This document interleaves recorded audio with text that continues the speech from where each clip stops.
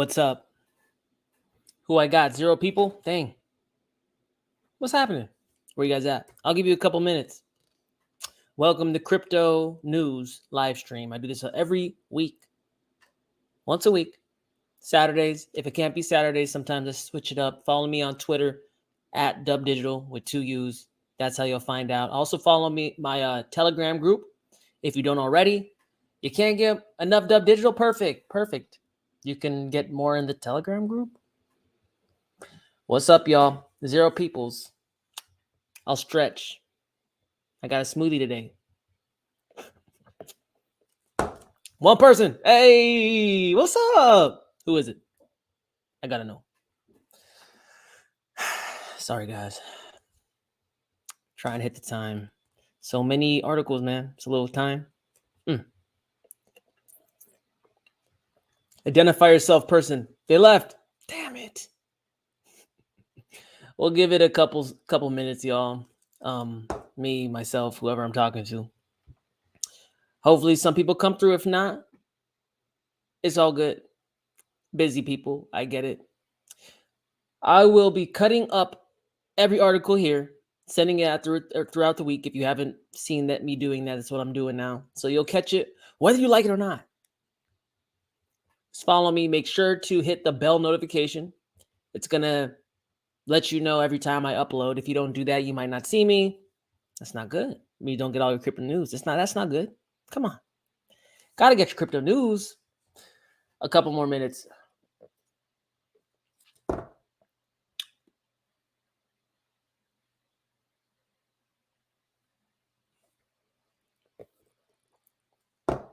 Maybe we'll meditate. Let's meditate.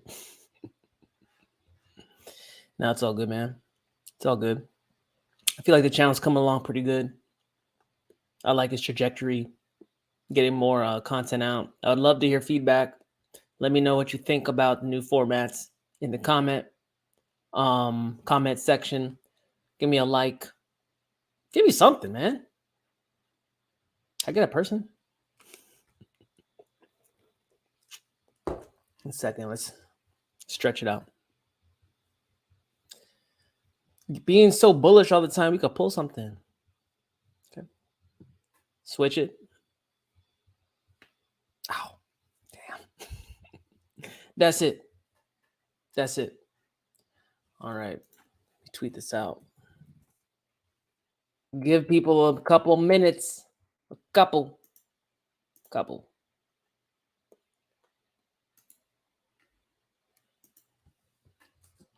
Oh yeah, I figured out a way to timestamp too. You guys want to know a secret with Bard?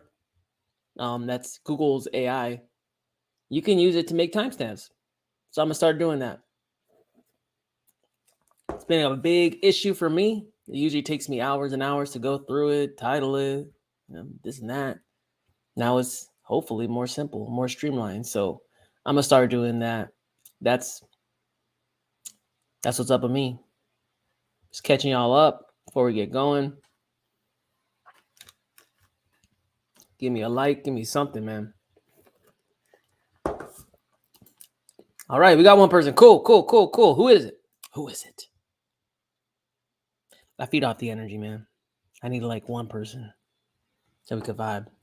Say hi. They left again. Damn. All right, let me get into it. All right, let's run it. I will share my screen and we'll get going. Share screen. Window, that one, yes. Cool. 146 top executives urge Biden to prevent U.S. default. Warns of disastrous consequences. See, look like he's in control. A total of 146 executives from major companies in the U.S. have jointly written an open letter to President Joe Biden and congressional leaders urging them to take swift action to save the U.S. from defaulting on its debt obligations. Among the letter signers are Goldman Sachs CEO David Solomon, Morgan Stanley CEO James Gorman, NASDAQ CEO Adena Friedman, Guggenheim Partners Executive Chairman Alan Schwartz, and Pfizer CEO Alberta Bourla. Borla, I think.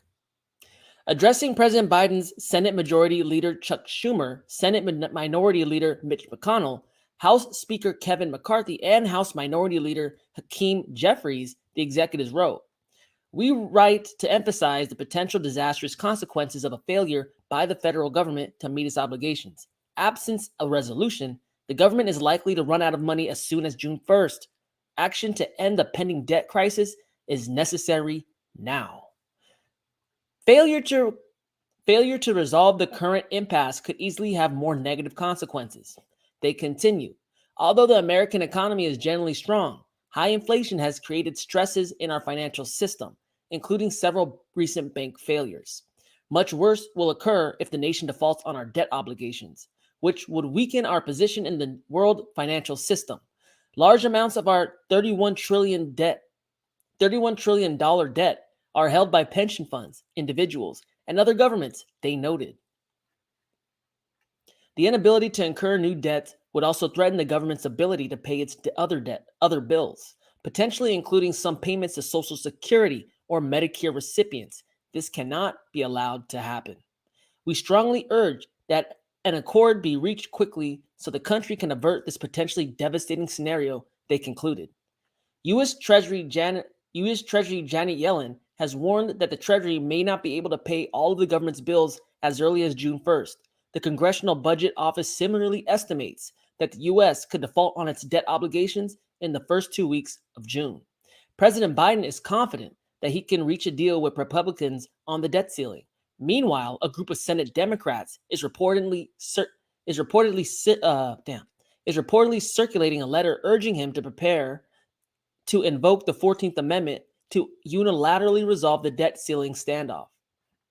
I'm confident we'll get the agreement on the budget and America will not default. We're going to come together because there's no alternative way to do the right thing for the country. We have to move on. The debt ceiling. If it's not one crisis, it's the other, right? Bank runs, inflation, debt ceiling issues. It's almost as if the U.S. government uses the debt ceiling as a crisis to pass things through that wouldn't usually pass through. Realize, guys, this is not the first time a debt ceiling crisis has happened. This is like the 83rd time it's happened. And they do it like every single year.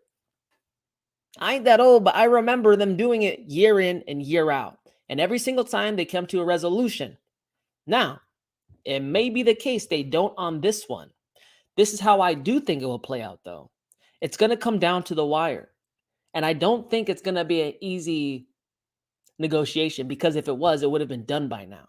So Biden's going to come back from G7, and it's going to be an expedited, all hands on deck rush to get the debt ceiling agreed upon. I don't think they'll come to agreement. However, I do think they will go through with this 14th Amendment method, which will basically, in unordinary circumstances, allow maybe the Democrats legally to pass the debt budget, which would effectively, I guess, remove the budget. It's kind of like untethered, unlimited if they go this route. I think this is beneficial to the Republicans, because if the Democrats are to do this and inflation starts running out of control, they aren't held accountable for it at all. It will be all optically in the Democrats' lap.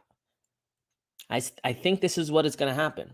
But that will also make a lot more sense as to how crypto, alternative dollar assets will rise in price dramatically. The second leg I've been talking about for so long. There has to be something, and I think this debt, one way or the other, this debt default or potential default is going to be big and have big implications for the U.S. economy. If they do pass it, then guess what? More inflation's coming. If they don't pass it, we default. And then they have to print. And then more inflation's coming. Either way you look at it, I believe more inflation's coming. Bad for the dollar, good for crypto. What say you, Zero people? What say you? Dang. Where's everyone at? This would be where I ask you guys what do you guys think. But there ain't no people here. So we're going to keep going. Let's get it. Next one. U.S. expands unprecedented global sanctions on Russia with over 300 new targets. The Treasury Department announced Friday that the U.S. is strengthening the unprecedented global sanctions and other restrictive economic matters on Russia, in coordination with the G7 and other international partners. The announcement, titled "With Over 300 Sanctions, U.S. Targets Russian Circumvention and Evasion, Military-Industrial Supply Chains, and Future Energy Revenues." The announcement explained that the U.S. Department of Treasury's Office of Foreign Assets Control, or OFAC, is implementing new commitments made at the G7 Leaders Summit to hold Russia accountable for its war, elaborating. The OFAC's sanctions on 22 individuals and 104 entities with touch points in more than 20 countries or jurisdictions, targeting those attempting to circumvent or evade sanctions, and other economic measures against Russia. The channels Russia uses to acquire critical technology, its future energy extraction capabilities, and Russia's financial services sector. Additionally, OFAC is expanding sanctions authorities to target new sectors of Russia's economy and sever Russia's access to new categories of services.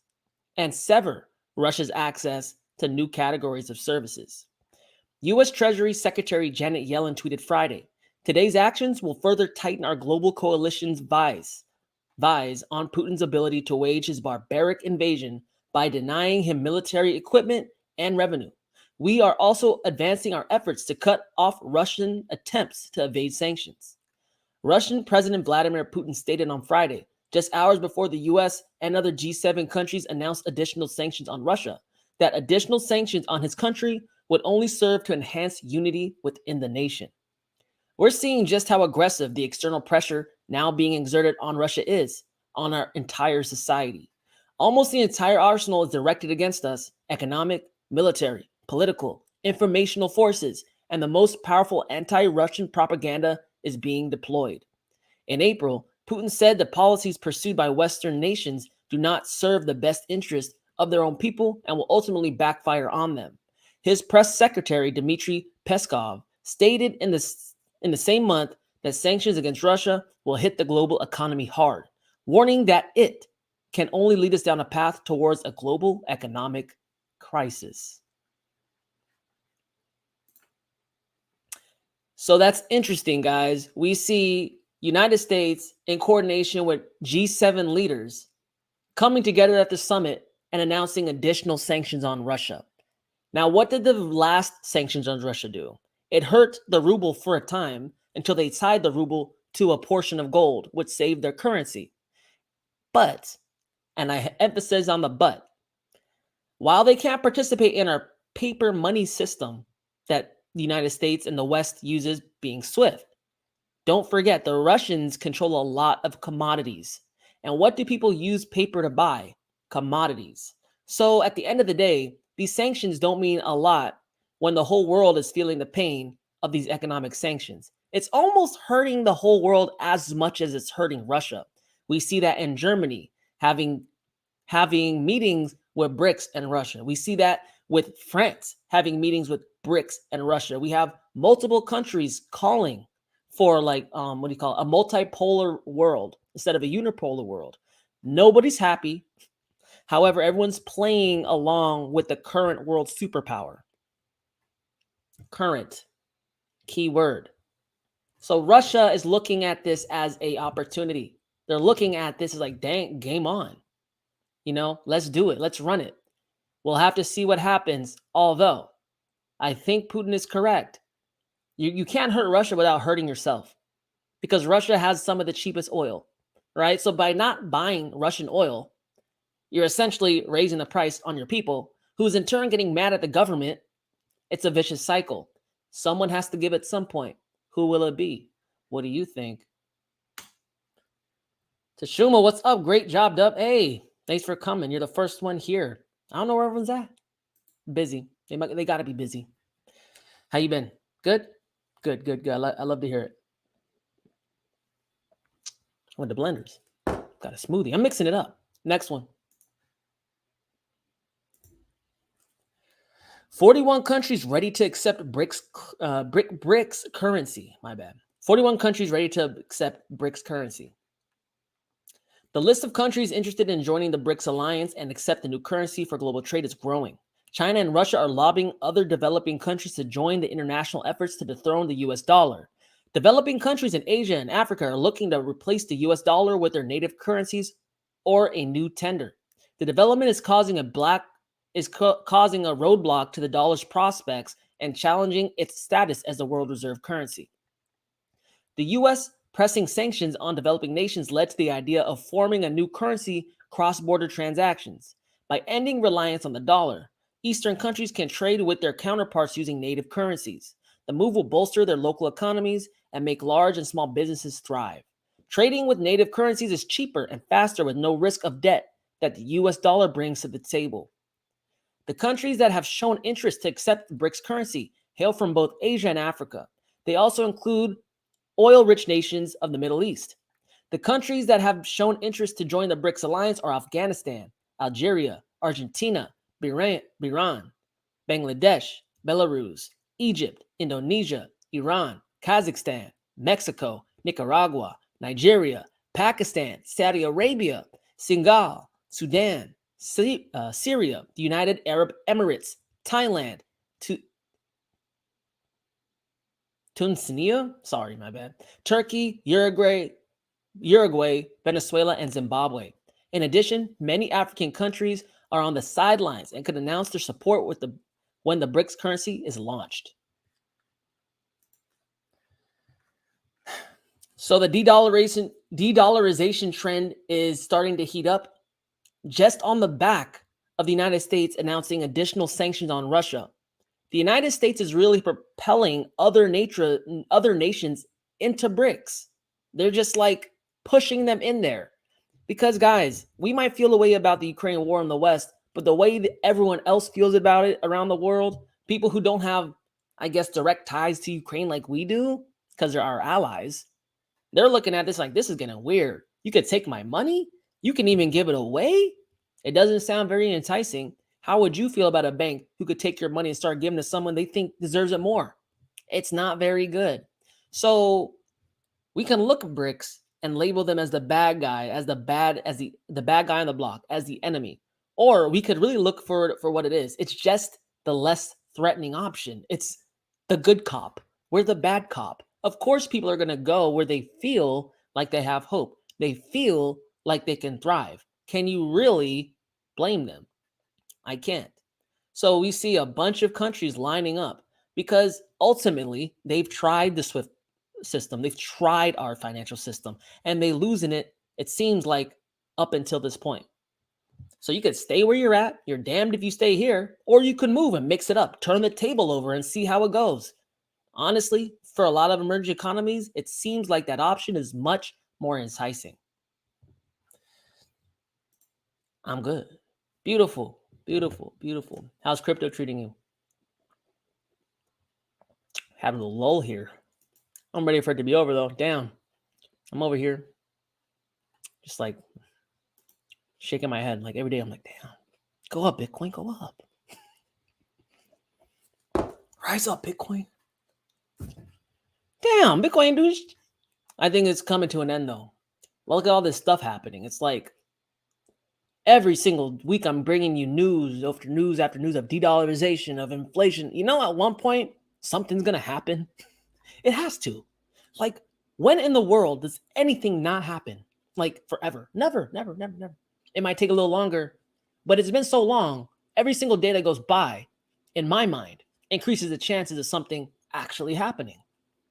3 people? Hey. Yes. 3 people. Damn, I lost one. God. Next one. Venezuela president declares inevitable shift away from the US dollar in de-dollarization push. The president of Venezuela, Nicolas Maduro, said on his weekly Con Maduro Plus program earlier this week that Venezuela will shift away from using the US dollar in trade. Many alternatives to the dollar are emerging in the world. we could say that we are beginning to experience a sustained accelerated process of de-dollarization of the commercial world, of world trade. He added that it would be good for Venezuela to study these initiatives, emphasizing that the process of de-dollarization globally is inevitable.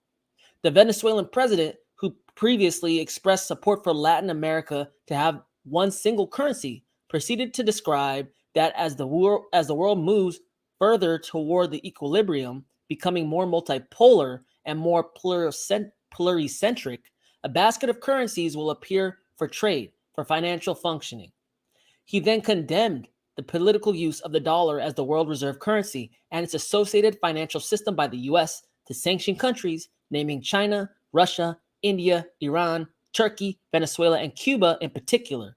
Maduro opined, that's a word, the world comes to a point where it gets tired, and also new economic powers are emerging. There could be a basket of currencies. Maduro stressed that if a BRICS currency emerges, a new world is necessary. He emphasized that Venezuela needs to position itself for the new world, stating, "This is the path of Venezuela and the path of a free economy where currencies are not used to punish countries and impose sanctions." Again, guys, we see every single week someone's dropping the dollar. Last week it was Pakistan. Now it's Venezuela. It's just increasing. What happens when something happens over and over and over again? It's a trend. We're seeing a trend of de-dollarization. Other countries are telling you what they think of the dollar. They hate the dollar. They don't like it. They don't have enough of them. You can't conduct world trade if you don't have enough dollars for the goods you need. In a time when goods are rising in price, just kind of compounds on that effect. It's like a vicious cycle. So in order to get the things they need, because people never stop eating, people never stop commuting, life goes on. So if the dollar makes life too hard, especially for places that don't really love the dollar, it's just like necessary, they'll drop the dollar.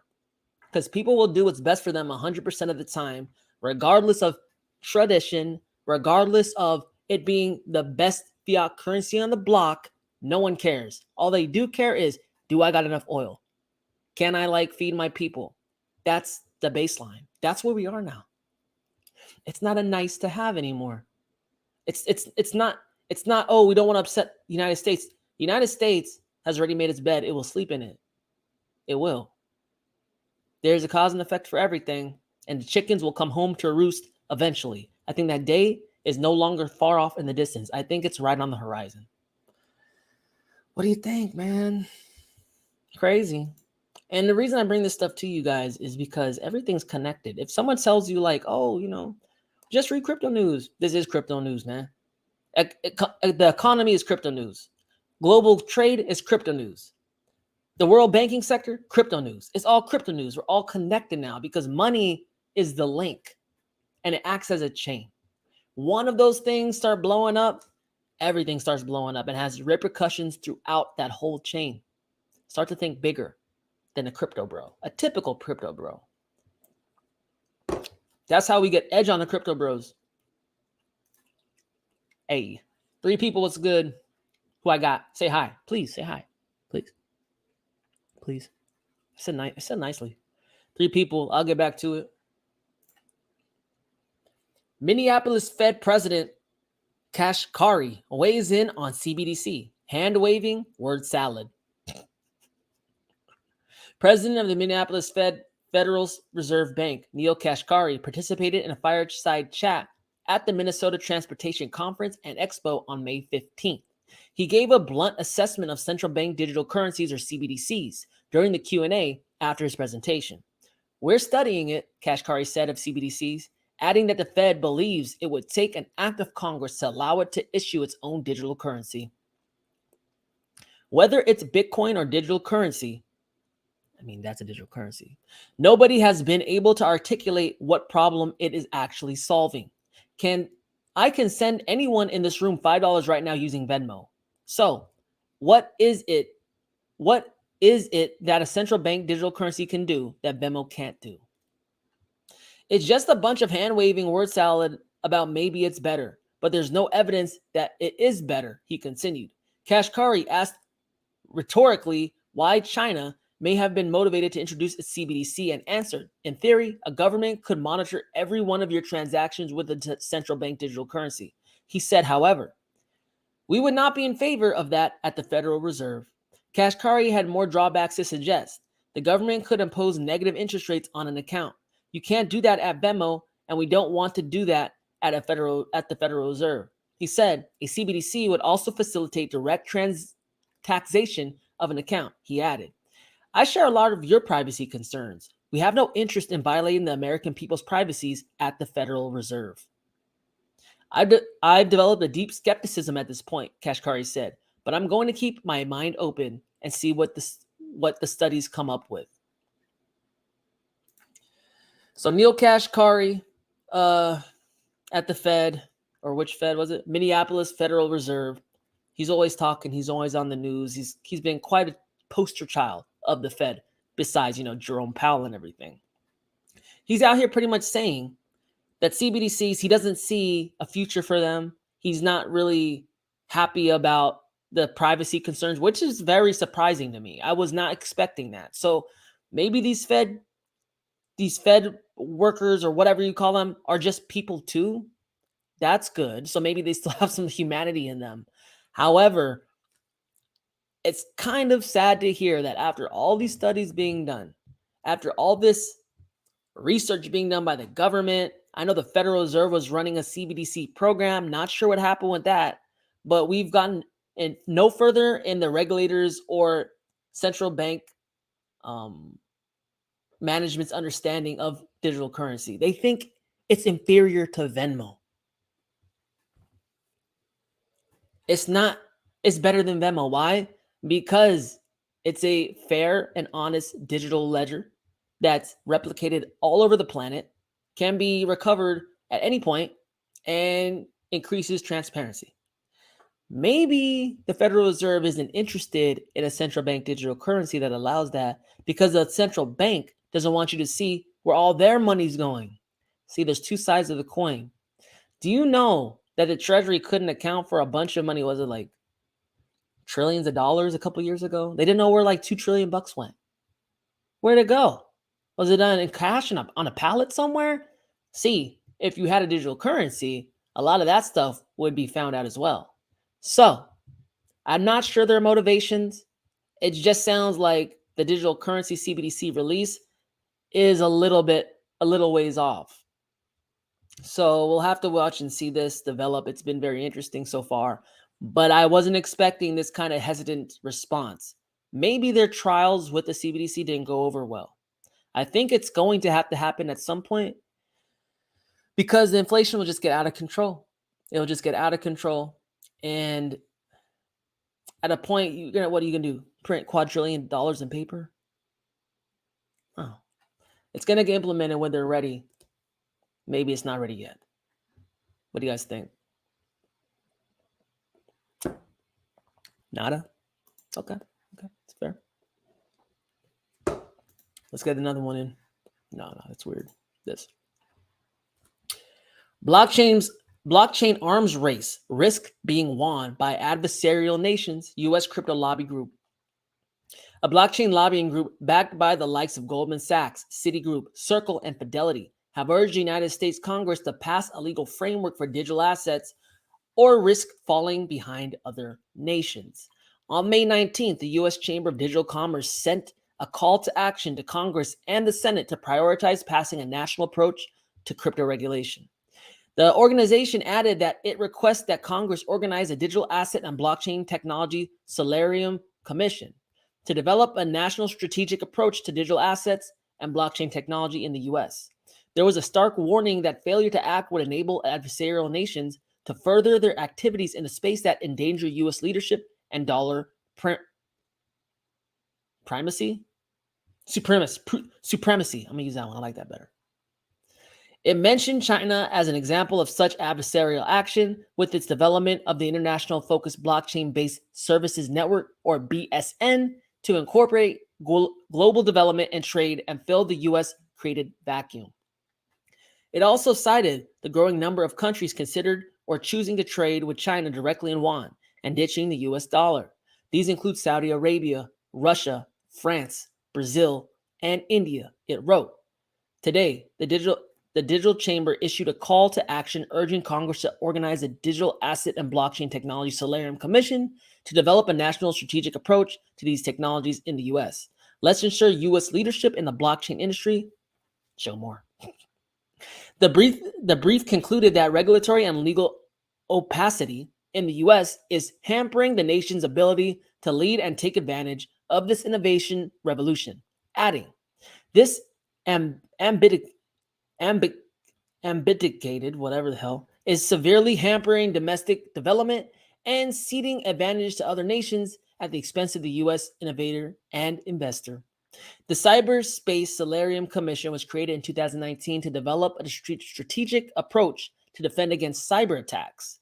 The Crypto Advocacy Group wants a similar strategy on digital assets and blockchain technology, which desperately needs consensus in the wake of other nations' advances. It's no secret the United States is lagging behind a lot of countries, and a lot of countries are making a headway. I don't think we're losing supremacy in the industry of cryptocurrency. I think we've lost it already. I think we've waited so long, it's getting impossible to make that time up. Now, the United States typically employs or goes and finds a good product that was developed in the private sector, and then they kind of nationalize in a way. They kind of bring it to the fold and make it like a part of the financial system. So I have a feeling they're going to come through and just kind of like pick winners and put it into the financial system. But that's kind of getting away from the point of the article. Yeah, everyone knows it needs to happen. We had some hope about like sometime last year, 6 months ago, when Biden called all the pretty much three-letter agencies and non-three-letter agencies to come over and give, I guess you would say, understand the implications of crypto, understand what it would do to the financial system, and understand what happen if we didn't maintain leadership in this space. Nothing really came of that. So people are coming back again saying, hey, Biden administration, we have to come to agreement on this. China's moving fast. Russia's even picking up. We're seeing the UAE coming through saying, don't start a business in America. Come here. And being crypto bros, crypto companies, they're starting to move. We see Coinbase go overseas, right? Coinbase is also looking at the MICA, which was a regulatory framework put together by the UE or EU, the European Union. There's choices now. Why would they stay here? Why would companies stay here? They get treated like crap. They get sued. People get thrown in jail. It's not worth it. And in good conscience, I couldn't suggest it. So at least people aren't giving up on the U.S. They're not just moving. They're trying to get the administration to do the right thing. It might be too late, in my opinion. I think we've already lost that. 4 people. Wow. Earl, what's up? How you been? Welcome. Cheers. All right, guys. I'm just going rapid fire right now. Drop questions, comments in the chat. I'll go to a couple, come back, go to a couple, come back. If I don't have any questions or whatever, I'll just keep reading. All right, 1 second. China state-owned Greenland to apply for Hong Kong virtual asset trading license. Wasn't it legal in China? Imagine that. A Greenland Holdings subsidiary is applying for a virtual asset trading license in Hong Kong. The South China Morning Post reported it is the first state-owned Chinese company to do so. Greenland Financial Technology Group CEO James Gengjing told the Hong Kong newspaper that a new company dedicated to virtual asset trading would be set up and apply for a license in Hong Kong. Virtual asset trading platform will need a license to operate or market themselves in the region under Securities and Futures Commission's SFC rules that go into effect June 1st. Greenland already holds 2 licenses from the SFC. for securities advising and assets management. It applied for a virtual bank license in 2018 but was not selected.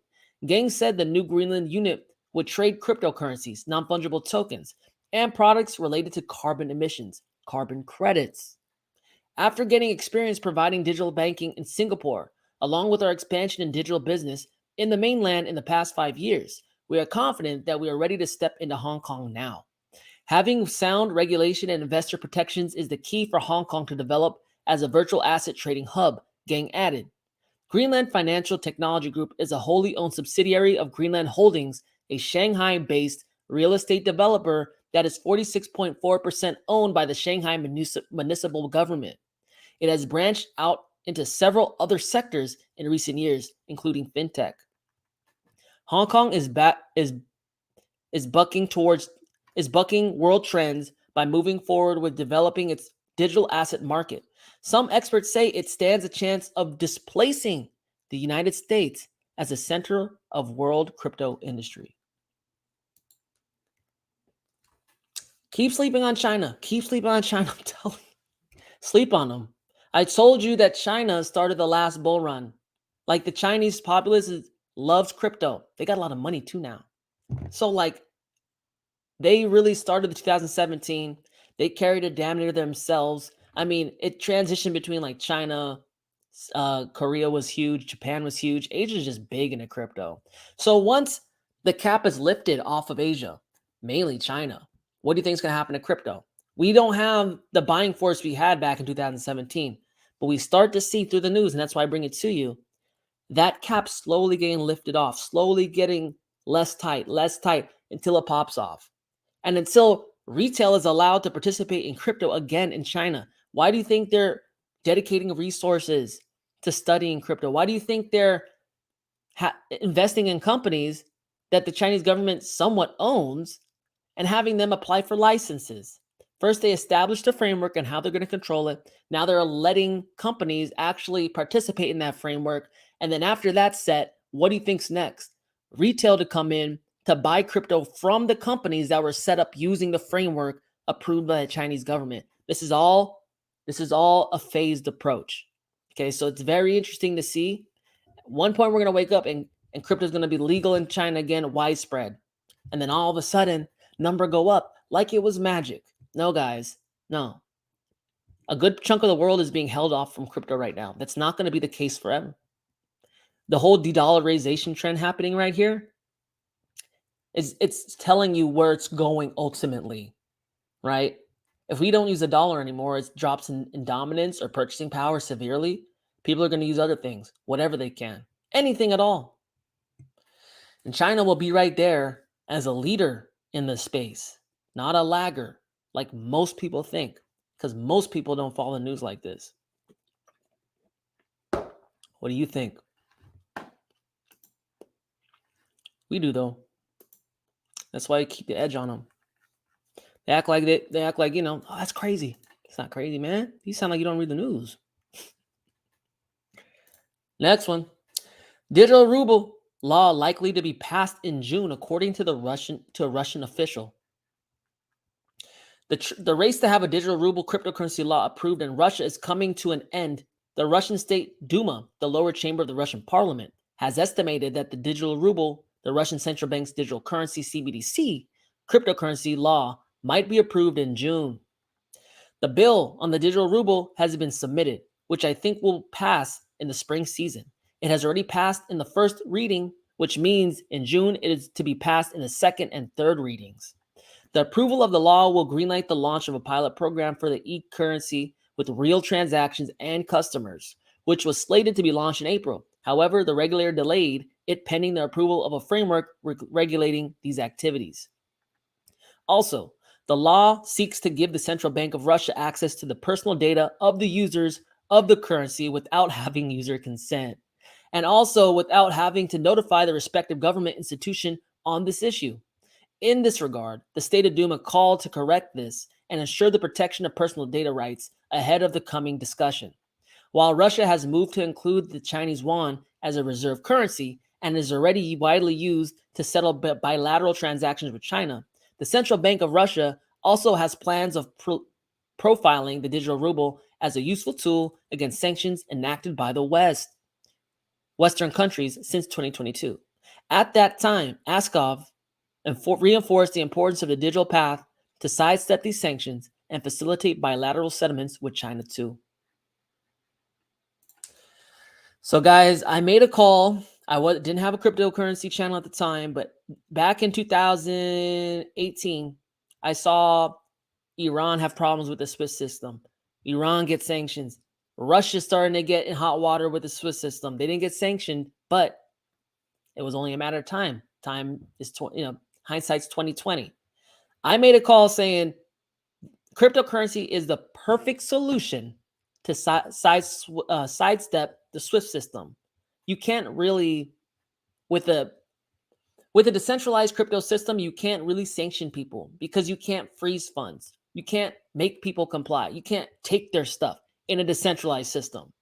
So wouldn't it be in China and Russia's best interest to create decentralized systems that they can use?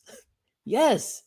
Yes, it is. It's actually better for them than a centralized system because they're not really popular right now. I think they'll grow in popularity as people and countries and people all over the world start to realize China's dominance in the cryptocurrency space, dominance in a lot of areas. I mean, they're big in AI too.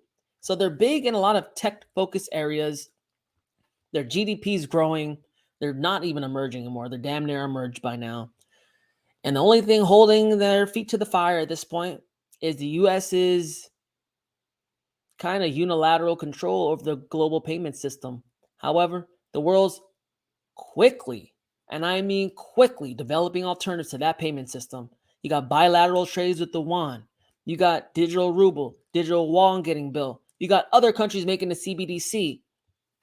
Goes to show you, a lot of people are down with the decentralized trade thing, So time will tell. We'll continue to monitor it, but I guarantee you this trend is not going to slow down. It's going to increase. And notice there's a lot of things happening in June. June's interesting.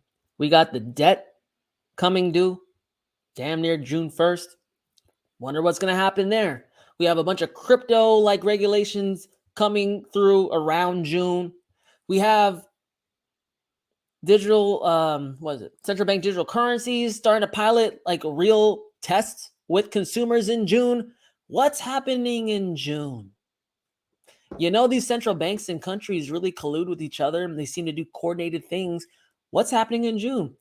A little extrapolation time. This is not like, a fact. It's what I think's happening. I think we either default in June, and in the default, there will be a crisis that the Fed will be forced to print, or else people are going to lose their lives and they're not about that smoke. So they'll print. The US dollar will fall. And then look at all these other payment systems conveniently come online, ready to go. If we don't default on the debt, then we raise the debt ceiling and we print, and then the dollar will fall, and then the same thing happens. Either way, pick your poison. I believe the answer is crypto and gold and silver, but you know what I mean. Bye, people. What's up? Hi. How big do you think lending and borrowing will be in this new system? I think it will be big, right? Because it's going to be an asset-backed system, in some way, right? Because people came from a credit-based system, they got screwed by it. It didn't work out too well. You can't go back to another credit-based system right off the bat. It's not that big of a change. You might as well stay here. So I think it's going to be backed in some way, right? Whether that currency that is rolled out by the BRICS is backed by a basket of commodities, something of that sort, it's going to be like that. But if you don't have any access to credit, your economy is pretty much stagnant. I mean, that's basically feudalism. Everyone had a bunch of gold and it sat in a cave and they didn't give any money out. No businesses grew, only kingdoms grew, right? So in order to have a decentralized economy, there has to be some credit to have startups to rise up. And those startups become established companies down the line. So I think the lending and borrowing will be decentralized. I think it's going to be like a peer-to-peer or something of the sort, right? But it's not going to be just, we made a bank loan. Now we add this to the money in circulation and there you go. It came out of nothing. Those days will be gone. Has to be. In order to have people switch to the new system, it has to be gone. So, yeah, that's that. Next one. Pepe coin expands global presence with new listing on international trade or international exchange. Look at them. To the moon, bro. The craze right now is Pepe coin, a newcomer in the world of meme coins. CoinMarketCap data shows that in the short time since its inception, Pepe has given its early investors mind-blowing gains. Pepe coin has increased by 5,412%, delighting early investors with millions of dollars. With its soaring popularity, Pepe has bagged listings on numerous top exchanges, including Binance, KuCoin, Kraken, and others. In one of the latest findings, new meme coin made its way to BitREX Global. In addition to the new Pepe coin listing, BitREX is also providing zero fees for trading on the Pepe USDC pair until August 28th. However, the meme coin craze was triggered by Pepe, which was followed by meme coins including ladies. What the hell? I ain't heard that. One thing to be noticed is that the largest meme coins, including Dogecoin and Shiba Inu, didn't exhibit any positive gains during this period. So why did I include that? Pepe seems to be the chosen meme coin, right? If you remember anything about last pump, what preceded like Bitcoin going ham? Doge went ham. It seems that like one of the precursors to a meteoric rise in cryptocurrency price happens to be a meme coin going off first. Now, why is that important? Because meme coins, when they go up, they attract a lot of eyes. Usually eyes that aren't really that familiar with crypto. So it's new blood. A lot of new blood comes in. And that new blood makes some of them make a lot of money. Now that money trickles down into like, oh, what's that? What's that? They're finding the cryptocurrency ecosystem out for the first time. They start dropping money places and that starts blowing other coins up. So it's good to see a meme coin pop off. It's interesting that Doge or Shiba Inu didn't appreciate at all, but now they have bigger market caps. It takes a little more to move it. I don't think they're dead. I just think Pepe happens to be that coin that gets the ball rolling. We'll have to see. But with June coming, I think things might start to heat up. What do you think? What do you think? No thought, no thinks? Okay. Ripple versus SEC. Could newly released document tip the balance? The court case between SEC and Ripple Labs has been ongoing for nearly 2 years and 2.5 years. But a summary judgment ruling could be made any day. The Hinman documents refer to a 2018 speech given by former SEC Director William Hinman and documents associated with writing it. Putting aside the fundraising that accompanied the creation of Ether, based on my understanding of the present state of Ether, the Ethereum network, and its decentralized structure, current offers and sales of Ether are not security transactions. This was considered a landmark speech as it signaled to the crypto industry that it could be possible for cryptocurrencies to transition from securities when they are first created to commodities once they're sufficiently decentralized. This could have an impact on Ripple's fair notice defense, which comes into play if Judge Annalisa Torres finds that Ripple did indeed sell unregistered securities. Ripple requested the documents in discovery, and the request was granted on October 21st of 2022. While the documents could be used as part of Ripple's defense, the SEC has attempted to keep them sealed on multiple occasions, arguing that they are irrelevant to the court's summary judgment decision. But on May 16th, Judge Torres ruled that the Hinman documents are judicial documents, subject to a strong presumption of public access, and denied the SEC's motion to seal. Notably, the court did not state whether the documents will be relied upon when it decides on a summary judgment motions on each party. But given the statements of those who have seen the documents, it appears likely that they will negatively affect the public image of the SEC. Dayton, whatever, theorized that the courts could decide to fine Ripple for its early sales of XRP, relating to the initial coin offering and other transactions aimed at boosting the network.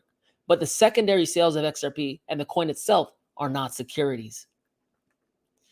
In a May 17th Twitter thread, prominent pro-crypto lawyer Fred Rispoli suggested that the summary judgment ruling is already written and could be issued any day now, while also agreeing that a split decision was the most likely case. That's interesting, guys. Ripple starting to get some wins now. And the whole fact that the SEC tried to keep seal the documents, the Hinman documents, is just telling that what is in these documents. They got granted October 2022. That's like 7 months ago. And they've been fighting tooth and nail to keep these things hidden. I wonder what's in them. We will see. However, let me mention to you, it was noted that Ripple could be fined for what they did in the past when the tokens were securities, but they probably aren't securities now. So that is the same kind of resolution the SEC had with EOS. They fined EOS and gave them a waiver, said, hey, it's under the bridge. You can go on and move forward. I think that's what's going to happen with XRP too. We just don't have to get a negative outcome. As long as the SEC doesn't win, I think that's a win for Ripple in the crypto industry because it shows that there's light at the end of the tunnel. Now, I think this whole thing with the SEC and Ripple was the SEC's way of punishing Ripple, trying to kill them. I mean, I think I did a video last week detailing how much money is expected to have cost Ripple in legal fees up to this point for a 2.5-year lawsuit. It equals about $200 million. Now, if it wasn't Ripple and if they weren't as well funded and established, that would have killed any crypto company. Thank God it just happened to a crypto company that could handle it. But, and I emphasize on the but, whichever way this goes, and I think people are assuming the worst when I think they should be assuming the best, it's going to mean something and being very significant for the crypto industry because this right here sets precedent. And Lord only knows if Ripple actually wins, how bullish that would be. One day we could wake up and all of our problems could be put behind us. Put behind us by a green arrow. Green candlestick going up, up, up and away. Time will tell. For people, what's good? Now, you guys are quiet today, man. Ledger co-founder clarifies there is no backdoor in Recover firmware update. The launch of Ledger Recover, a new service allowing users of the Ledger hardware wallet to back up their secret recovery phrases, was met with immense resistance from the crypto community. Ledger co-founder and ex-CEO Eric, can't even say that, man, took this criticism after Ledger as a total PR failure, but absolutely not a technical one.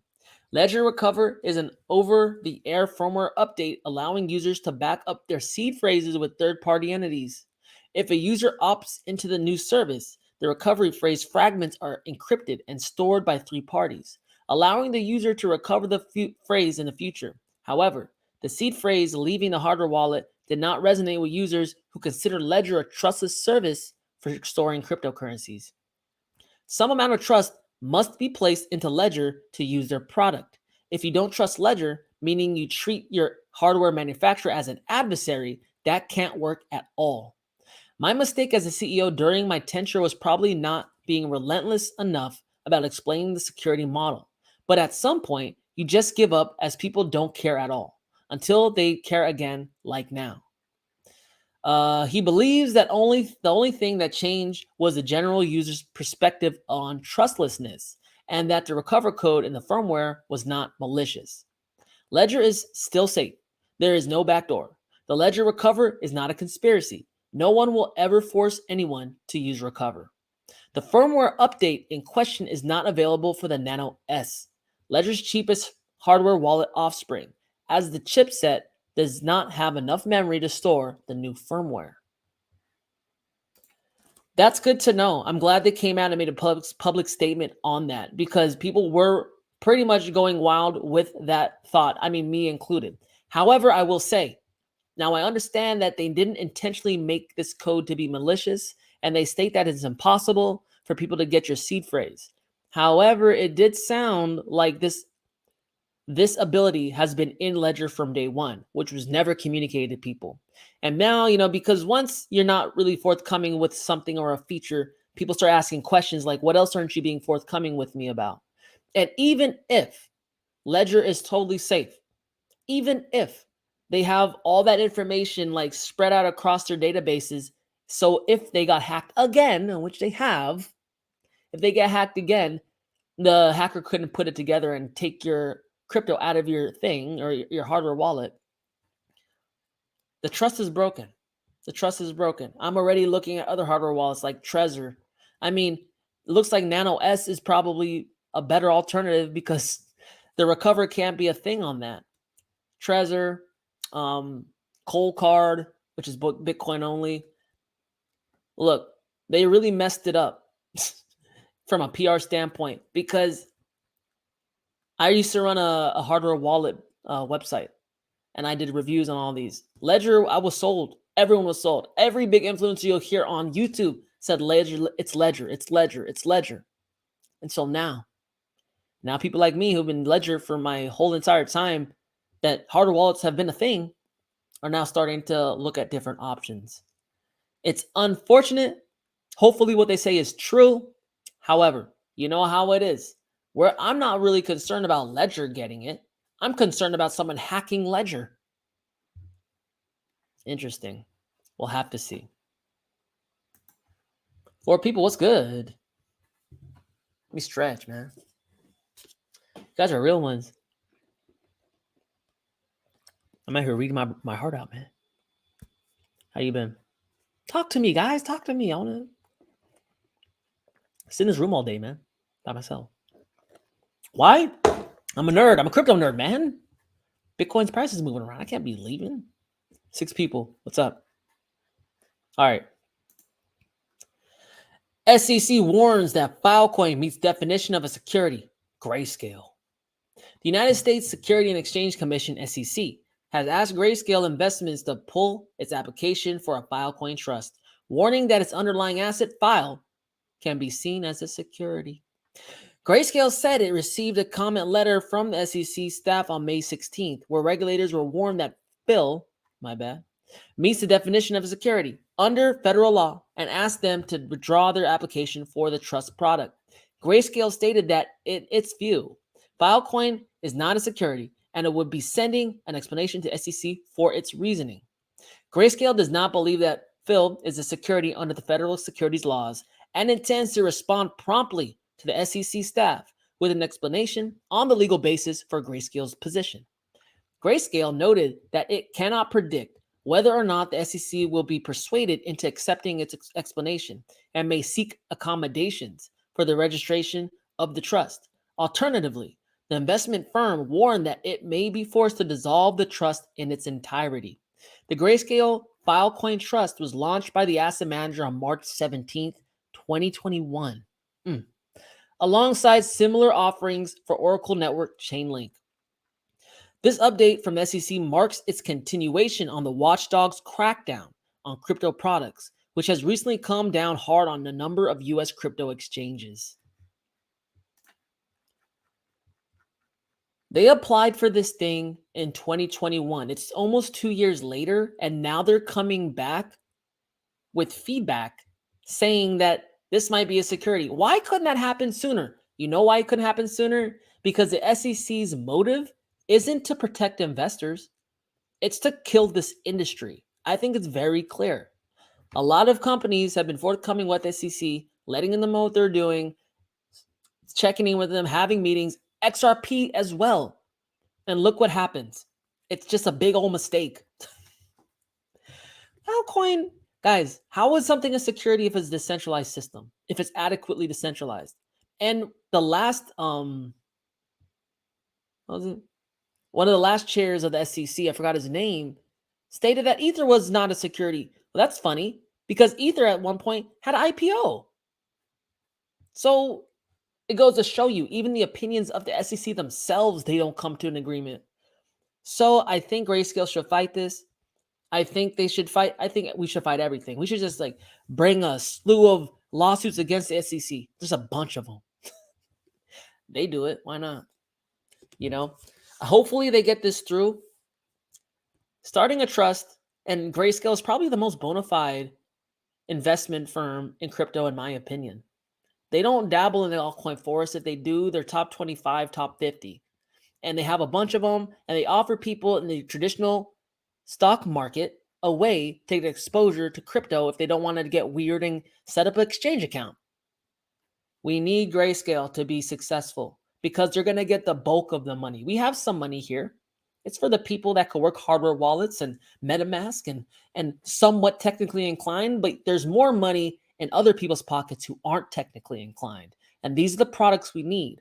So every single trust we get is great because these trusts are physically backed, not one-to-one. You don't get a whole file coin, but it's something. And if we have good people in the space working in America, we need to support them. Why? Because we're going to ass kicked. Guys, we're going to ass kicked. China's doing stuff. Russia's doing stuff. The UAE is doing stuff. Saudi Arabia is doing stuff. The Gulf's all over crypto. Asia loves crypto. What are we doing? What are we doing over here? Nothing. It's trash. 8 people? Oh, man. I'm getting energies, man. But yeah, that was an interesting one. Just want to keep you up to date of what SEC is still doing.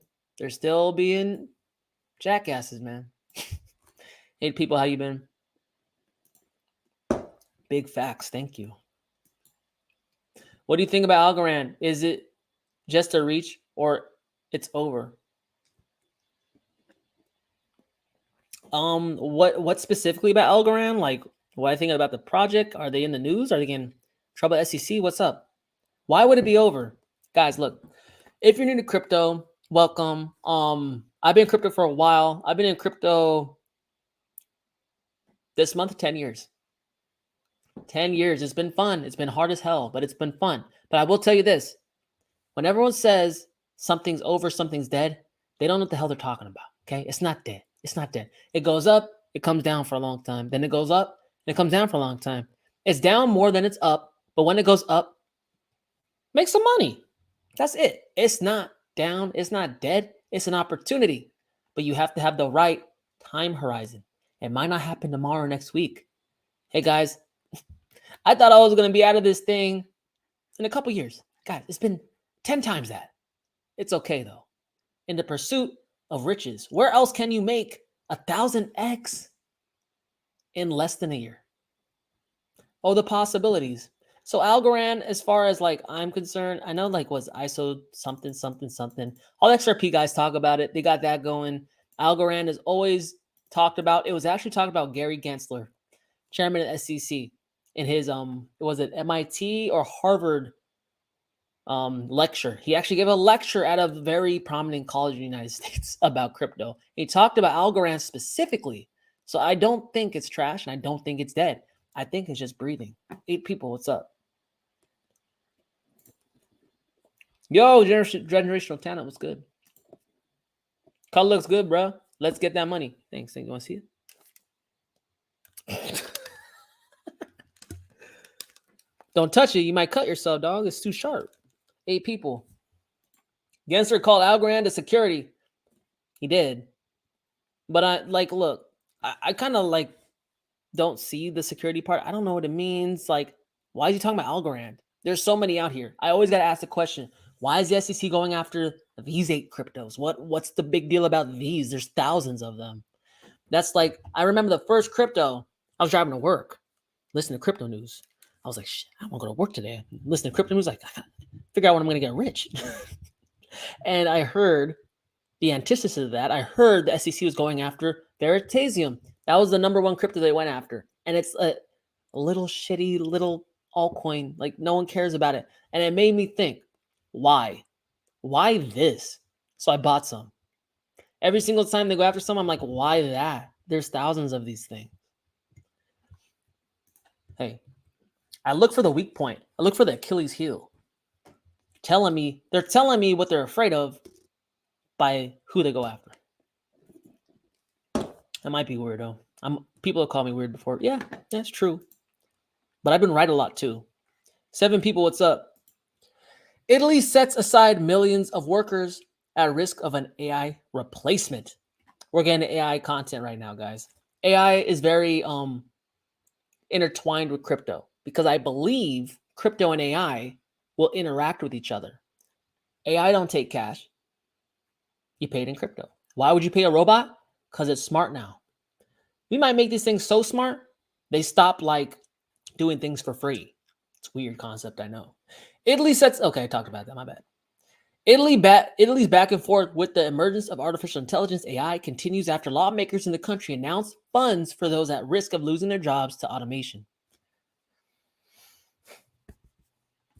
Italian officials set aside 30 million euros, $33 million, towards the Fondo per la Repubblica Digitale,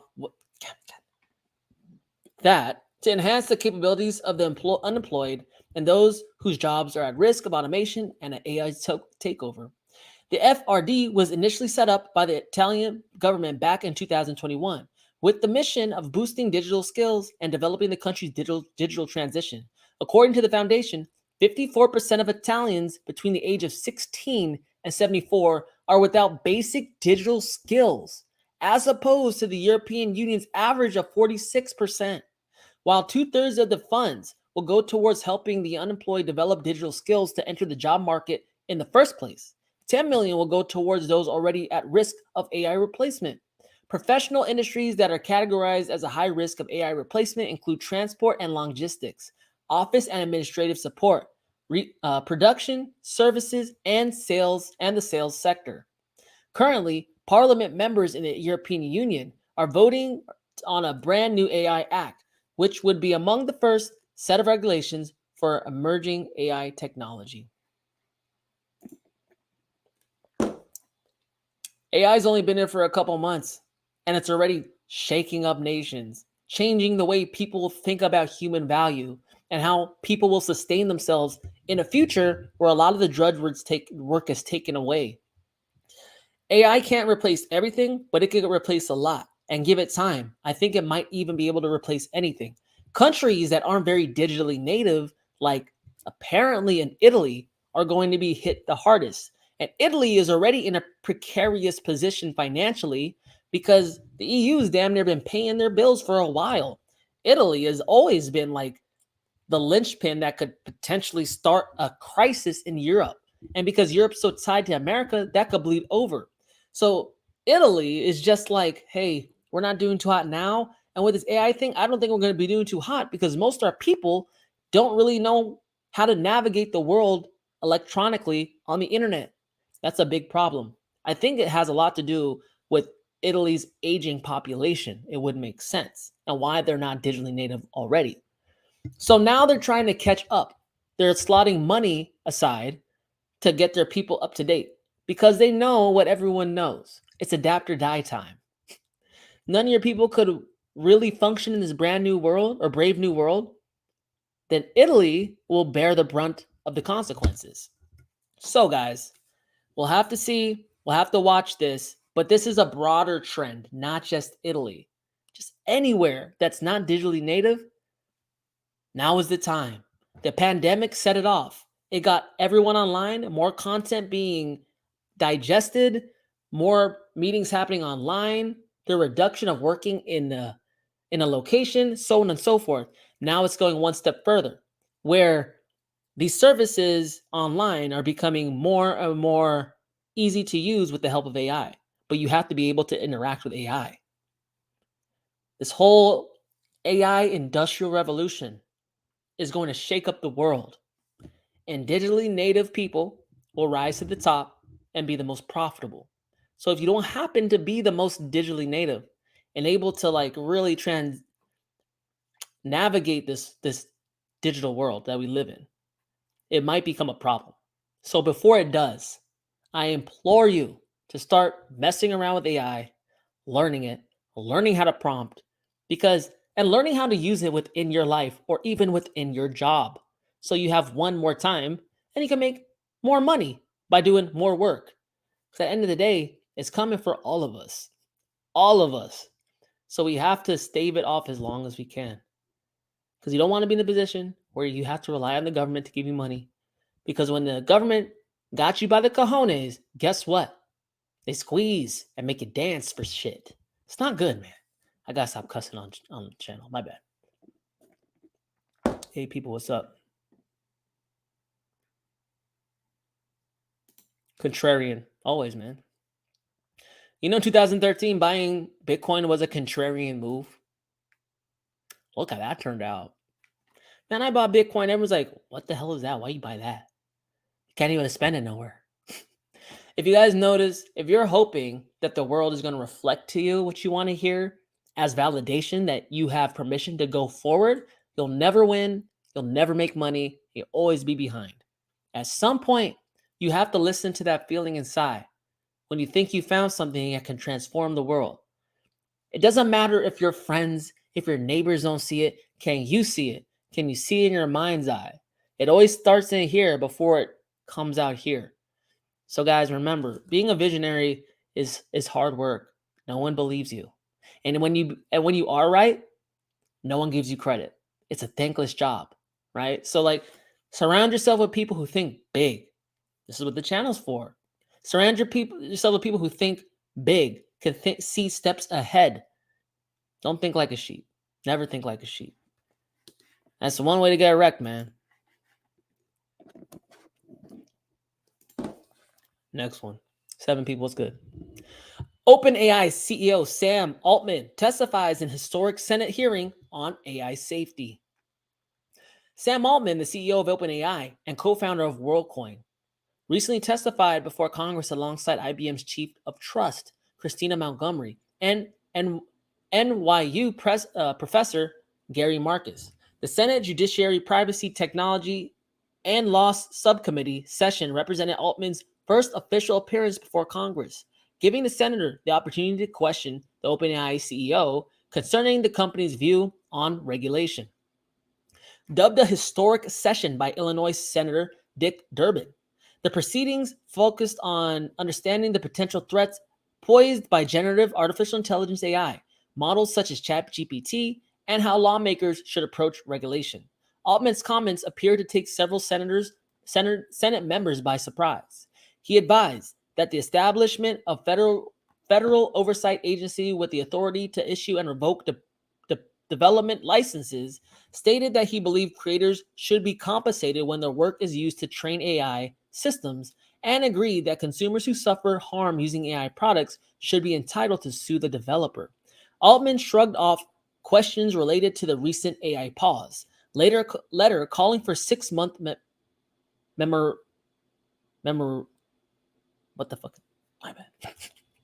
moratorium, whatever hell, on the development of systems more powerful than ChatGPT-4. The AI system underpinning ChatGPT, by stating that OpenAI had spent longer than 6 months evaluating GPT-4 before deployment. He said that the company had no plans to deploy another model within the next 6 months. Choked. However, one of the lone sources of discord came from IBM's Montgomery, who disagreed with the notion that a new federal agency would be necessary to enforce regulations on the AI industry. While all three speakers agree that AI could be harmful and required safety interventions, Marcus made it clear that he believes nobody currently understands, or can predict how harmful existing AI products can be or will become.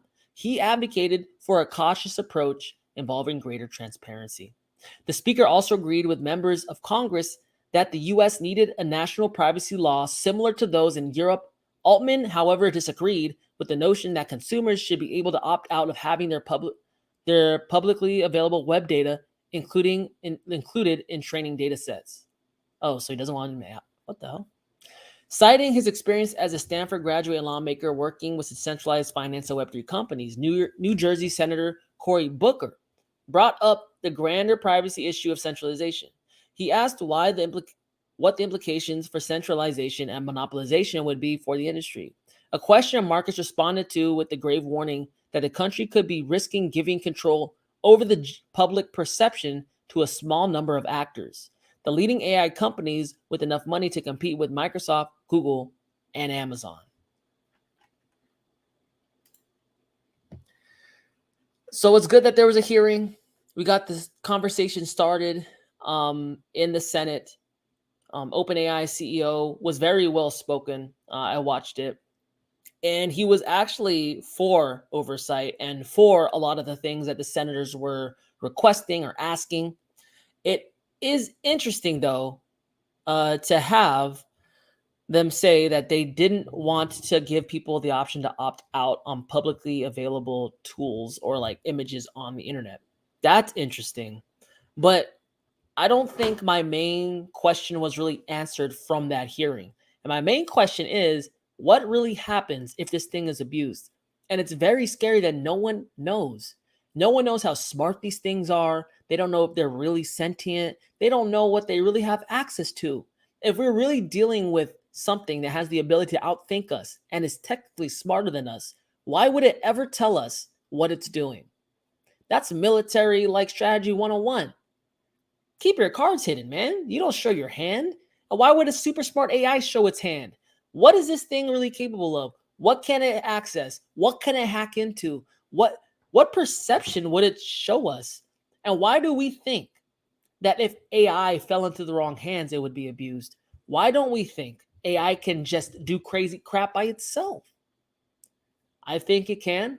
I think there should be a separate agency on this because no one really knows to what depth and what significance this really means. Just like when the internet showed up, no one really knew what it would do. So the main problem with this is the internet wasn't thinking for itself. This is, and it uses all the information on the internet to get smarter rapidly and exponentially. Yo, what if your dog got smarter than you? All of a sudden you're like, how the hell I get in this cage? It doesn't seem very smart to me, bro. I have more AI articles discussing why, but I'd love to hear your thoughts on it. What do you think of the hearing? Did you hear it? Did you listen to it? I'd love to hear. 7 people, what's up? OpenAI launches official Chat GPT app for iOS, Android coming soon. OpenAI has launched the official version of its AI-powered chatbot GPT, on Apple's App Store and hints that an Android version is coming soon. The Chat GPT app syncs users' chat history with its web version and features voice input supported by OpenAI's speech recognition model Whisper. OpenAI says it's rolling out the app for iPhone and iPad users in the United States and will expand to other countries in the coming weeks. A full global rollout would see a portion of Apple's 2 billion active devices get access to OpenAI's chatbot app as the AI adoption race rages on. It started with Bing web browser. Then Google came out with their version of AI. Now it's going on mobile devices, which is like where all the usage is now. It's going to be as easy as downloading onto your phone from the Apple Store, and Android is on the way. This thing is about to take the world by storm, and no one really knows the data it's harvesting, what it's doing with the data. It doesn't know what it's doing with the data on your phone. We don't know anything, but the world's about to have it in the palm of its hand. We don't have to wait for an AI crisis. I think one is already on the way. Order up. We will see in a couple months. We'll learn more in a couple months and in years to come just how big this is going to be. But just know, this AI is not going to get less sophisticated. It's going to get increasingly more sophisticated. And the more sophisticated it gets, even if it doesn't get all weird and start doing like sketchy stuff to the economy or like guys, everything is accessible from the internet. Like world markets are on the internet. The power grid is accessible through the internet. The banking system is accessible through the internet. And if people can hack, what can a machine do? It's interesting to think about. And I get a little apocalyptic with it, but the cat is out of the bag. We're going to see what's going to happen. We don't have to just sit around and talk about it. We're going to see. And this thing is growing so fast. Isn't Chat GPT 5 on the way already? It's only been out for like 2-3 months. This is going to get weird, guys. It's going to get weird quick. This is the most adopted technology on the face of the earth. And now it's going to go into the device that the whole earth has. Whoa. And even if nothing happens, we're just going to lose jobs. Like, it's just going to get better and better and better. It takes me 3 hours to go through these live streams and timestamp. That's why I largely don't do it. I can do it in 4 seconds with Bard. You guys got to learn how to use this stuff in your life. It's going to make it better. Didn't watch. It's okay. It's on YouTube. Just be nice to the AI. Become its friend so you will have a loyal relationship. It don't care about you, though. It's a robot. It don't got feelings like that. It's polite to you. It says what it thinks you want to hear. But it don't care. See, that's the thing. We're not dealing with a person. There is no friendship. There is no loyalty. It's a machine. 6 people. Laugh. It's scary out here. Yeah, I got more. Got like 5 more. 6 people was good. Tesla updates AI-trained robot army. Takes new bots for a walk. That's pretty straightforward. Tesla has released this new footage showcasing its Tesla bots, which now appear capable of walking steadily, picking up items, and recognizing objects. Tesla CEO Elon Musk presented the video at a company's shareholder meeting event. 1 second. Okay. The video showcases some notable upgrades to the Tesla bot project. These include enhanced motor torque control, artificial intelligence training based on human-tracked movements, and objects manipulation capabilities. More importantly, the humanoid robots can now walk in a straight line without needing assistance from Tesla staff. In one demonstration, the Tesla bot retrieved objects from one container and placed them into another, showing a potential use case for robots doing human-like tasks. This action shows how the robot AIs can be trained using human demonstrations. Look at them walking.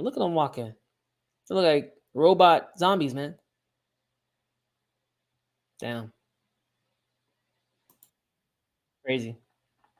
The humanoid robots were first revealed at Tesla AI Day in October 2022. Back then, the robots could barely walk forward, with its insides showing. Another more complete version was also shown, but it needed assistance from the staff to stay standing. Rapid development. We're not at a crescendo, but we're at a point where the innovation in robotics is starting to go exponential because robotics is helping make these innovations. With the use of AI, we're just seeing unintelligible robots getting a chip inserted, and now all of a sudden, they're not just smart, they have the intelligence of all the inputs of OpenAI. That's crazy. I mean, this isn't OpenAI, but like, just talking broadly about AI, right? Tesla's making its own, and these robots are walking. If you think the AI in the ChatGPT and Bard is insane, wait until it's inserted, the consciousness is inserted into the body.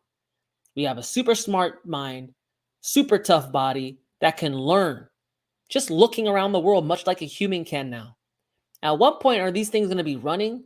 At what point are they going to be faster than you? They're going to be stronger than you. They're going to be smarter than you. And they're going to be everywhere. Why? Because they don't cost money. It's free labor. Doing less with more. And this is why I call it the AI industrial revolution. Because machines in the first revolution created an assembly line, improved output. People did more with less people. Now we're going to do even more with less people. What happens with the people? That's what we need to keep our eye on. And that's what we need to stay ahead of. Start to play with these things and learn them so you can use them. Because if you don't learn how to use them, you're going to become irrelevant. And with robots now, blue collar. 1 second.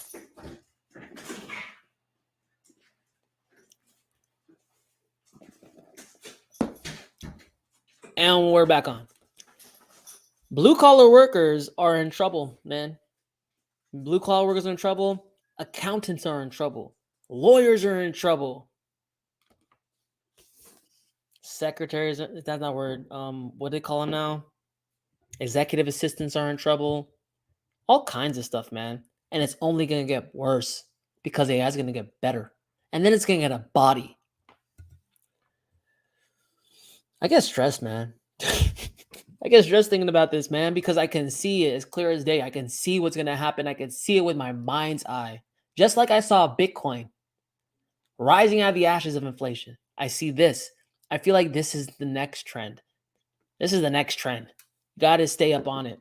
And if you guys aren't using AI tools, I think there will be a consultancy gig to teach these companies how to use it. So if you're not into AI, perfect. A lot of the AI tools are so easy to use, you don't need to learn how to code. I don't know how to code. That's why I can use them. That's why I got really heavy into Bitcoin when the hardware wallet came out, because people like me could store them. I'm like a half nerd, man. The homie got me into Bitcoin is whole nerd. So like it allowed me to participate.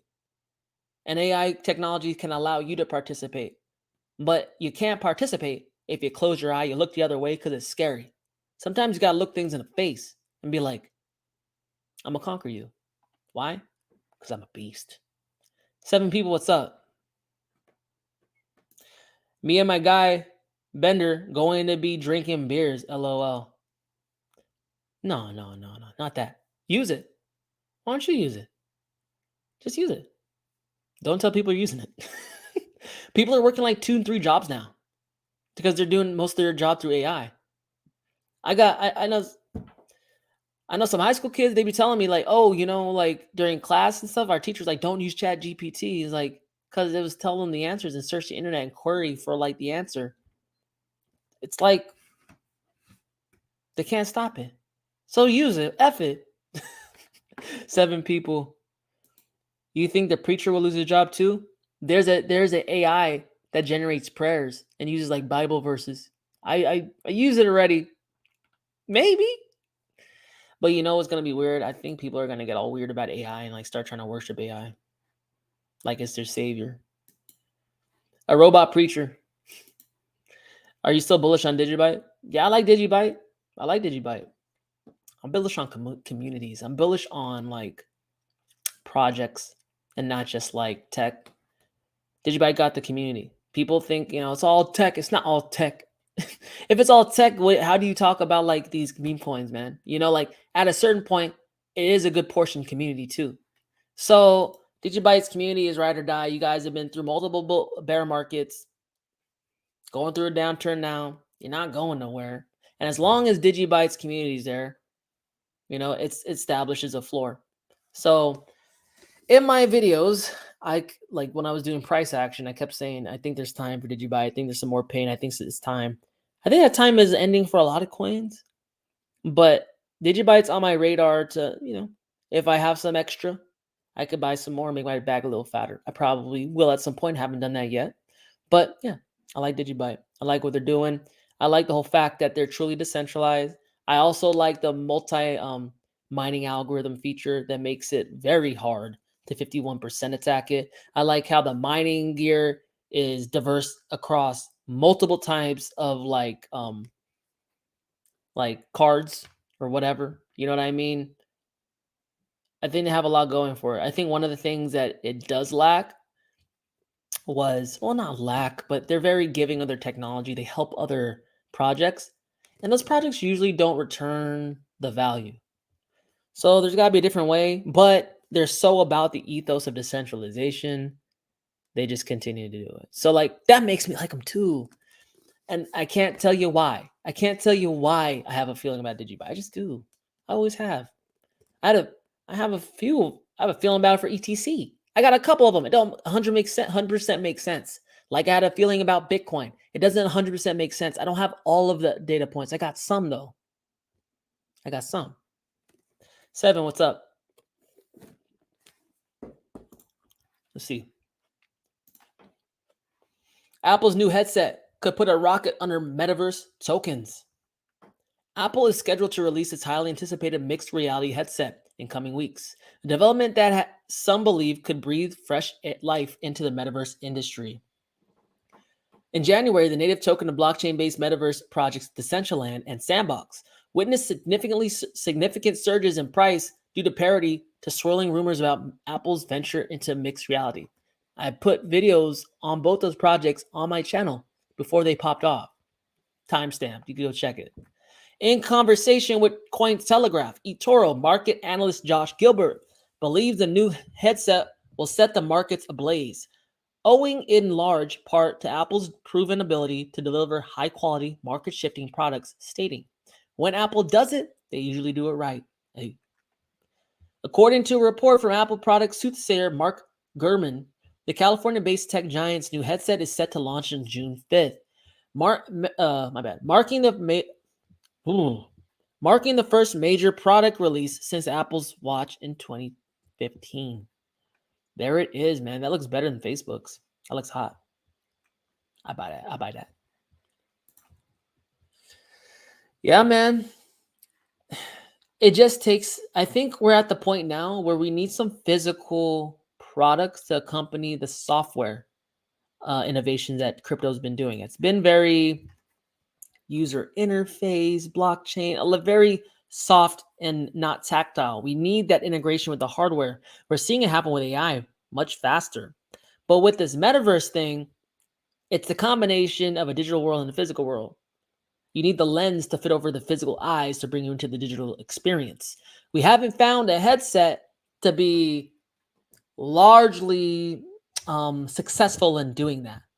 Apple, though, however, is very successful in making like very, very cult-like followings of their product. Hopefully they can pull it off with the VR headset, because once it has its iPhone moment, if it does, the digital world, the metaverse, is going to pop off. And the only reason it's not popping off now is because there's just not that much draw. There's not that much things going on in it because there's not that many people. But the second that people show up, things will show up. Bands will find reasons to do digital VR like concerts. Celebrities will do AMAs. Like, I can just see it happening. It's there. It's open. It's just a little undeveloped. Perfect time. Check it out. I always thought that the metaverse is going to be a haven for marketing. You know how many people walk by Crypto Valley? It's a place in Decentraland where pretty much MITX headquarters is. A bunch of headquarters are. Crypto conferences happen there. But imagine a good percentage of the world population walking on that same block, because there's no I guess you would say, space constraints in the metaverse like there would be on Hollywood Boulevard in LA. It'd get too packed. It started looking like a Lakers parade at some point. But in the metaverse, this is business as usual. Thousands, hundreds of thousands of eyes could look at the same billboard. So we're looking for the device to allow the eyes to see the billboard. Will Apple be successful in doing so? I hope so. It looks cool. It looks lighter. And VR is just fun as hell, man. These kids nowadays are growing up with VR. I grew up with Super Nintendo. 64. I thought that was cutting edge. Man, it's getting so real. I don't even like. What if you forget you have your headset on? That's wild. 7 people, what's up? Got a couple more. What are your thoughts on AMP token? I don't know too much about it. Why? Why? Like, what's piqued your interest about it? I haven't heard too much. I know someone who likes AMP, but like, it's usually like, oh, just buy it. It's like, why? I don't know. I'm not going to say like I know too much about it. Big bro, love the dog analogy. Facts. Yeah, dude. My dog's smart sometimes though. I'm like coming to and like, why do I have this cookie in my hand? Why are you right here? I think he might be a hypnotist.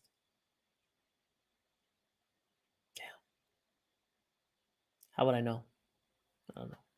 All right, let's see. Next one. I'm going too long about this damn dog thing. Amazon is hiring AI engineers to build a ChatGPT-like search interface. Everyone's jumping on the AI train.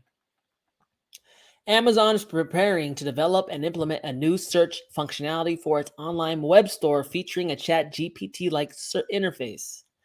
A pair of job postings first spotted by Bloomberg spelling out the company's plans, which state an unambiguous language that Amazon intends to reinvent its long-standing search feature. I think I read that wrong, my bad, but I think I got the gist. In a job listing for a senior technical program manager, the company states, "We are working on a new AI-first initiative to re-architect and reinvent the way we do search through the use of extremely large-scale next-generation deep learning techniques." What's it gonna do? Like predict your shit before you like order it? The pay for this position, which requires at least 7 years of experience working directly with engineering teams, ranges from $119,000 to $231,000 per year, depending on the applicant's location. A second job listing, this one for senior SDE, machine learning ML, Amazon search position pays between $134,000 to $260,000 per year. Adds further detail. It explains that the initiative will be a once-in-a-generation transformation for search and that the company intends to deliver to customers right away. We are reimagining Amazon Search with an interactive conversational experience that helps you find answers to product questions, perform product comparisons, receive personalized product suggestions, and so much more to easily find the perfect product for your needs. Also, of note, Amazon recently debuted its own Bedrock artificial intelligence foundational models. Bedrock was designed as a serverless AI service allowing customers to build out their own ChatGPT-like models. Amazon's own Titan chatbot service was announced along with Bedrock. Company Vice President Brad Saha? President Bratin Saha told reporters that Amazon has been using a fine-tuned version of Titan to surface search results on the company's homepage. It's unclear if this is related to the recent job postings.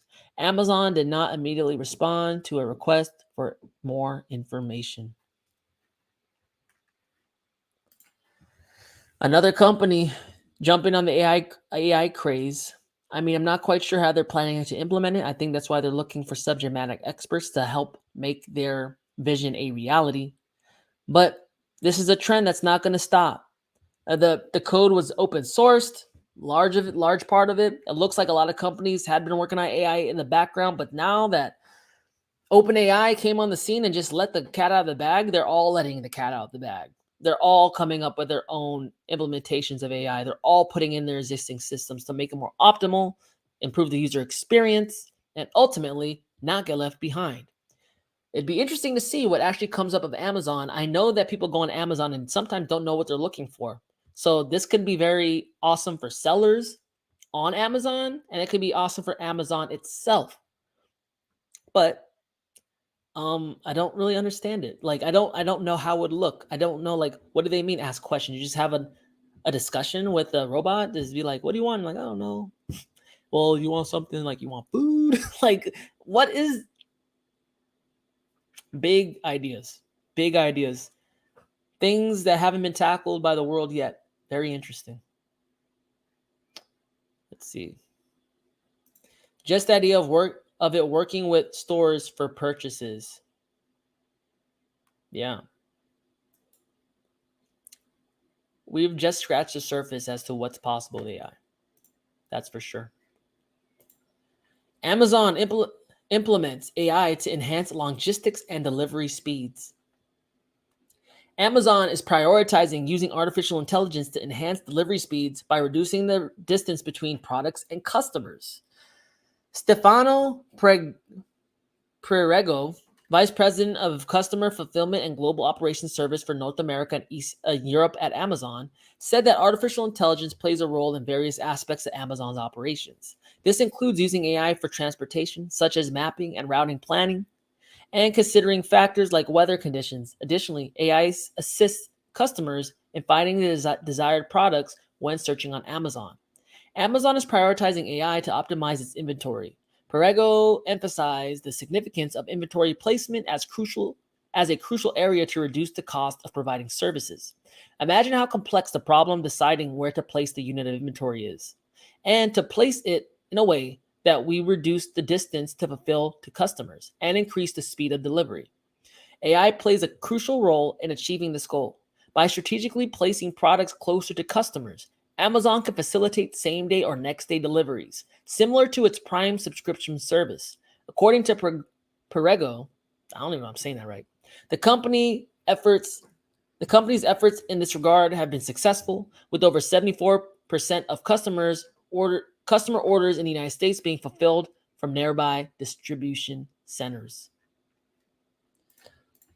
Amazon's jumping in all hands, all feet, all head, all everything. They're jumping in from search, revolutioning their search on their site, to actually delivering the products. They're implementing AI from end to end because they see the writing on the wall, and Amazon has always been a forward-focused company, right? They really started e-commerce in a big, meaningful way. So of course they would be open to improving and securing that dominance by implementing it into their systems. I mean, it's better than letting someone else do it and losing their stronghold in it. But something tells me that Amazon, this isn't new for Amazon. Amazon has probably been playing with AI for a very long time. It sounds like it. So, yeah, I think these decisions that AI are making, trying to find the closest place to house inventory to, I guess you would say, satisfy orders quicker, is totally useful and totally something AI can take off the hands of people. Because it would take people a long time to do that, just to understand the differences, make a determination, this and that. That gets reduced by probably like 100 times and reduces the margin of error probably 100 times. So AI is just an obvious choice, man. For companies alike, it's an obvious choice. If you think businesses are going to use AI less, you're sadly mistaken. They're going to use it more and more and more because it saves them money. They get a hold on more profits. Their shareholders are happy. Their board of directors are happy. What's there not to like about AI now? It's coming. And that's why I'm telling you guys, you gotta grow with it. You gotta grow with it because it's coming. Companies like it. And the more AI companies use, the less jobs around for us. At a time when the global population is growing, we're like above 8 billion people now. Less jobs, more people. What does that mean for you? UBI? What does that mean for you? A housing crisis? What does that mean for you? It means a lot of things. I don't know if we know all of it yet. 6 people. What's up? Last one, y'all. This one's funny because I've been talking about this for a while. And it just showed up. Let's talk about it. North Korea affiliated cyber criminals stole $721 million worth of crypto assets from Japan. According to the findings of a study conducted by the blockchain intelligence firm Elliptic, North Korea coordinated cyber attacks targeting Japanese crypto assets netted $721 million worth of digital assets between 2022 and 2017. This figure is equivalent to 30% of the total global losses that have been attributed to North Korea's affiliated hacker groups. The value of crypto assets stolen from Japan alone is 8.8 times more than North Korea's 2021 exposure figure.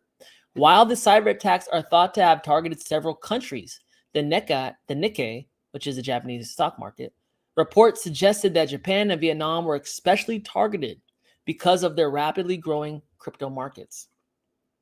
North Korea, which is under US and United Nations sanctions, has struggled to secure the foreign currency that it needs. To compensate for this, hacker groups affiliated with Pyongyang, including the Lazarus Group, have reportedly been handed the task of stealing crypto assets for North Korea. To achieve this, the hacker group has used 2 types of cyber attacks, hacking and ransomware. North Korea-affiliated cyber criminals have primarily used hijacking because these methods enable Pyongyang to bring in a huge haul of crypto assets from just one target crypto exchange. The hacking also enables North Korea, which is reeling from effects of sanctions, to raise foreign currency. Besides Japan, the same hacker groups are said to have targeted the United States and other Asian regions like Hong Kong. As noted in the report, the hacker groups are believed to have stolen $497 million from the United States and $281 million from Hong Kong. North Korea is out here, and if you think every hacker is just some guy in his basement, you're wrong. Some of these hacking efforts have been countries employing entire hacker groups using their 3-letter agencies to hack crypto companies. Why? Because if you don't have enough money to get by, if you're getting economically sanctioned, what are you going to do? Just let your country go down? No. It's like that situation, right? If you were hungry, would you steal a loaf of bread to feed your family? I think North Korea gave their answer in this. They said, "Oh, I'll steal the bread. I ain't going to go hungry. I'm going to steal that bread." It was always a possibility of mine to think that countries that were, getting iced out of economic trade might resort to cyber theft to steal their money. And crypto is a perfect target. Once you got it in the wallet, you can't get it back. Can't get it back, no way, no how, especially if a sovereign entity is backing you. Because what's the main thing? Like, what happens when a crypto exchange goes down and it gets hacked? People track the funds on chain. They get in touch with authorities to help secure those assets. But what if the authorities sanction the hack? Nothing happens. We're going to sanction North Korea because they're stealing crypto. They're sanctioned already. What blowback is there? Nothing. So there was a report I saw years ago, and it's totally like, take it with a grain of salt. But it was from Cliff High. Cliff High would comb the internet. He had a theory and a thesis that humans at some point were psychic. And he was testing the internet because this internet is a good sounding ground, or it's a good place for collective thought to happen, right? A lot of people talk online. And by pulling common words from the internet, he tried to anticipate what the future might hold. Now, that's why I say hold a grain of salt. I just read it to see what plays out. More things have played out than not. But he did make a comment that North Korea was going to become one of the richest nations in the world because of the amount of crypto they have. And then I see this article come through. I wonder how much they really have. So next bull run, when that happens, know that North Korea is going to get really rich. And this is why crypto is a matter of national security, y'all. If you don't get the crypto, someone else gets the crypto. What happens when your enemies get the crypto and they get a lot of money? They have the ability to attack you better. And North Korea is all about the nuclear arsenal right now. So yeah, Uncle Sam could keep messing around. Other countries aren't. The race is on. The sooner you adopt, the more money you make. Kim Jong-un's a lot of things, but at least he understands hodling. He might have stole it, but hey, this is an interesting development, man. This is super interesting to me. It just kind of confirms what I thought. Hey, people, what's up? Countries are out here, man. Countries are stealing shit. Countries are stealing people's crypto, snatching it. That's why they're so good. Got resources. They got teams. They're not even like running from the law enforcement. Hey, people. That's all it is, man. That's all I got. Anything from you guys? You guys good? How you feeling? If you didn't catch the whole thing, no worries. I'm gonna try to timestamp this one like soon using Bard. But then I'm going to be releasing everything we talked about here over the course of next week in individual videos. Hopefully you can catch a couple of those.